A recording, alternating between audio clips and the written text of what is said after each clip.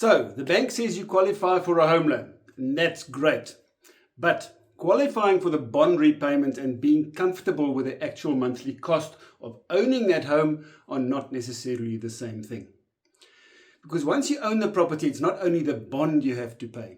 There are municipal rates, perhaps a levy, there's insurance, there's electricity and water, maybe security or armed response, maintenance, garden or pool costs, and then all the other expenses that come with that particular home. And your bond repayment itself may also change. If interest rates go up, your monthly repayment can go up as well. So the real question is not only, can I afford the bond repayment? It should be, can I comfortably afford what this home is really going to cost me every month? And that is what I want to talk about in this video. My name is André Vorster from eXp Realty South Africa.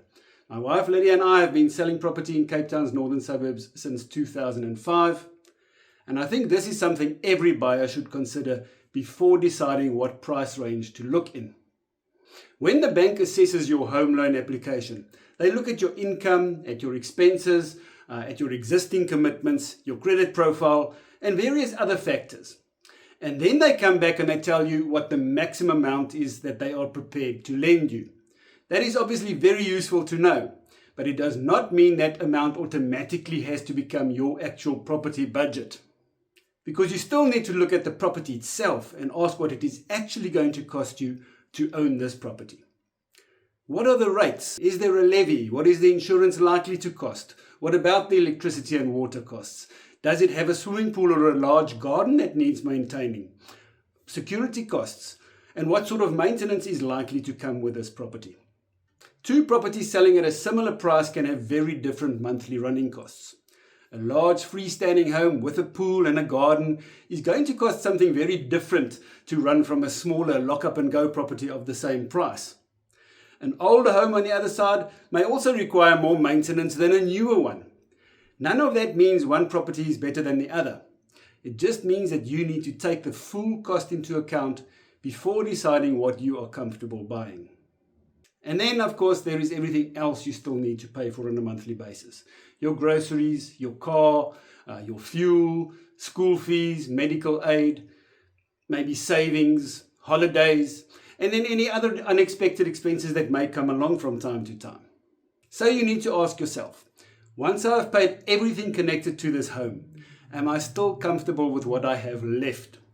Will I still be able to save some money? Can I handle all the unexpected expenses that may arise? Can I still live the way I want to live? Because affordability is a personal matter.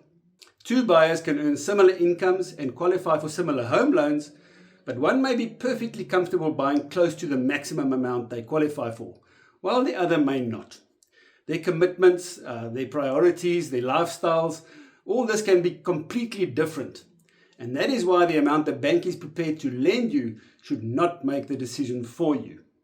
And remember, you should also allow for the fact that costs can change. So if your interest rates rise, your bond repayment may increase. And also, of course, rates, levies, insurance, and other household costs can all increase over time as well. You do not need to plan for every possible worst-case scenario, but you do want some breathing room. And there is absolutely nothing wrong with buying below the maximum amount you qualify for. If you qualify for a certain amount, but you feel more comfortable buying below that, that may simply be the better decision for you. It may leave you with more room to save, to deal with unexpected costs, maybe to travel, or improve the property over time.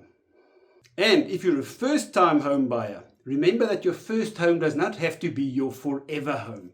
Buying something that suits your life and your budget now can make far more sense than stretching yourself too far.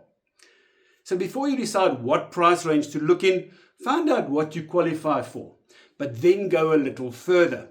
Look at the likely bond repayment, the running costs of the property, and what you will still have left at the end of the month. And think about what happens if your bond repayment or some of those other costs increase in time. Then ask yourself, am I comfortable with the full cost of owning this home? Because qualifying for the home loan is one thing. Owning the home comfortably month after month into the foreseeable future is something completely different. I really hope you found this helpful. To stay updated in future, please like and subscribe to our channels on YouTube, Facebook, Instagram, LinkedIn, and of course TikTok. You can also visit our website www.propla.co.za, where we answer many common property-related questions. If you need any advice, please do get in touch. Or if you are considering selling your property, let's discuss a customized marketing plan tailored to your specific needs. In the meantime, take care, stay safe, and God bless.